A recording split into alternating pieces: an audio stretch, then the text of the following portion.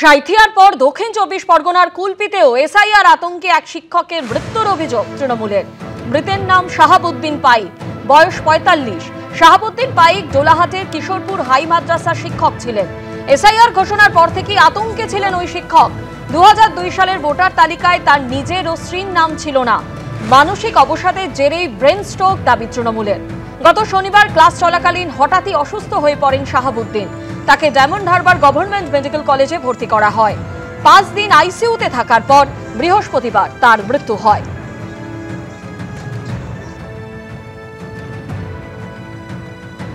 আমি দাঁড়িয়ে আছি কুলপি বিধানসভার ঢোলাহাট গ্রাম পঞ্চায়েতের কালীচরণপুরে। এটাই হচ্ছে বেসরকারি মাদ্রাসার শিক্ষক শাহাবুদ্দিন পাইকের বাড়ি। বছর 45-এর শাহাবুদ্দিন। তার পরিবারের যেটা অভিযোগ যে গত শনিবার তিনি যখন যে বেসরকারি মাদ্রাসায় পড়ান সেখানেই তার সেরিব্রাল অ্যাটাক হয় এবং সেই শনিবার বেলা 11টা নাগাদ তাকে ডায়মন্ড হারবার মেডিকেল কলেজ ও হাসপাতালে ভর্তি করা হয়। আইসিইউতে ভর্তি ছিলেন।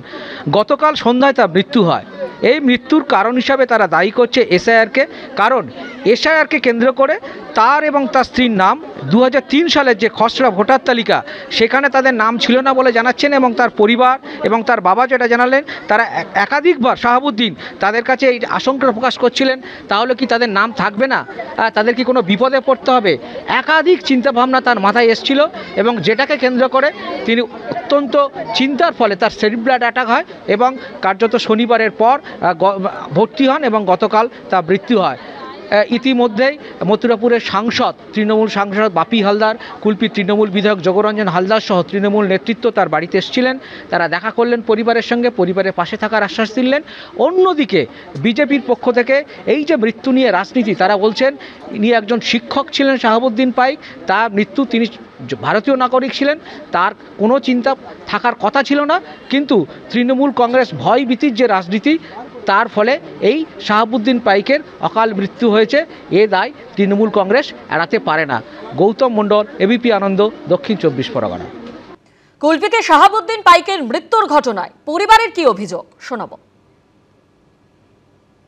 এসআই নিয়ে কাগজটা ওনার স্ত্রীর কাগজ ঠিক ছিল না, যার কারণে উনি অত্যন্ত চিন্তা করতো। উনি একটা মাদ্রাসার শিক্ষক ছিলেন। মাদ্রাসায় থাকাকালীন স্ট্রোক হয়। বাচ্চাদের তখন পড়া ছিলেন। কবে হয়েছে এটা? শনিবার সকালে হয়েছে, সকাল 8টায়। আর তারপরে কি করলেন আপনারা? তারপরে ওখান থেকে নিয়ে ডায়মন্ড হারবার হসপিটালে আসলেন। সেখান থেকে আইসিইউ ছিল, কোমাতে ছিল, মোটামুটি জ্ঞান ফেরেনি। এই আধা ঘন্টা 1 ঘন্টা হয়েছে মারা গেছে। আর এই মৃত্যু নিয়েও শুরু হয়েছে রাজনৈতিক চর্চা। শাহাবুদ্দিন পাইক তিনি গত 3-4 দিন আগে তার বাড়িতে বিএলও যায় এবং তাদের পরিবারের লোকের অভিমত অনুযায়ী তার আধার কার্ড এবং ভোটার কার্ডে কিছু গরমিল ছিল এবং তার বিশেষের নাম এবং তার নিজের নাম 2002 ভোটার লিস্টে ছিল না। তিনি আতঙ্কিত হয়ে পড়েন এবং সেখানেই তার স্ট্রোক হয়। এটা দেখার সঙ্গে সঙ্গে তিনি হাসপাতালে ভর্তি হয়। হাসপাতালে চিকিৎসাধীন ছিলেন এবং কিছুক্ষণ আগে তিনি মৃত্যুবরণ করেন। ব্রেন স্ট্রোক হয় টেনশনের মধ্যে। তার বাবা মার নাম ছিল। আমাদের ওই এলাকার পারিবারিক যারা লোকজন ছিলেন তারাও বুঝিয়েছিলেন যে আপনার বাবার নাম আছে, আপনার সমস্যা নেই। কিন্তু তার মিসেসের যেহেতু বাবার নাম বা কারোর নাম ছিল না, তিনি বলছিলেন যে আমি বাঁচবো, আমার বউ কী করে বাঁচবে। এই যে মানুষের মধ্যে একটা আতঙ্ক, সেই আতঙ্কের জন্যই এই স্ট্রোকটা এবং তার ফলে এই মৃত্যুবরণ। গতকাল তার মৃত্যুর ঘটনাকে কেন্দ্র করে তৃণমূল তার ডার্টি পলিটিক্স শুরু করে দিয়েছে। তারা রটাচ্ছে যে এসআইআর এবং সিএ আতঙ্কে নাকি তার মৃত্যু হয়েছে। বিষয় হচ্ছে যে যিনি পেশায় একজন স্কুল শিক্ষক এবং তার বয়সও যথেষ্ট হয়েছে, তিনি ভারতের নাগরিক, তিনি খুব ভালোভাবেই জানেন যে এসআইআরে তার কোনো সমস্যা হওয়ার সম্ভাবনা নেই। বিএলওরা 4 তারিখ থেকে বাড়িতে বাড়িতে ফর্ম দেওয়া শুরু করেছে। তার বাড়িতে এখনও বিএলও পৌঁছায়নি, তো তার আগেই তার এসআইআর আতঙ্কে মৃত্যু হচ্ছে। এর থেকে আজগুবি গল্প আর কিছু হতে পারে না। আসলে এটা তৃণমূলের একটা এজেন্ডা। যারা এসআইআর হলে তাদের যে ভোট ব্যাংক, সেই ভোট ব্যাংকে অবৈধ বাংলাদেশিদের যে ভোট, সেই ভোটটা কেটে যাবে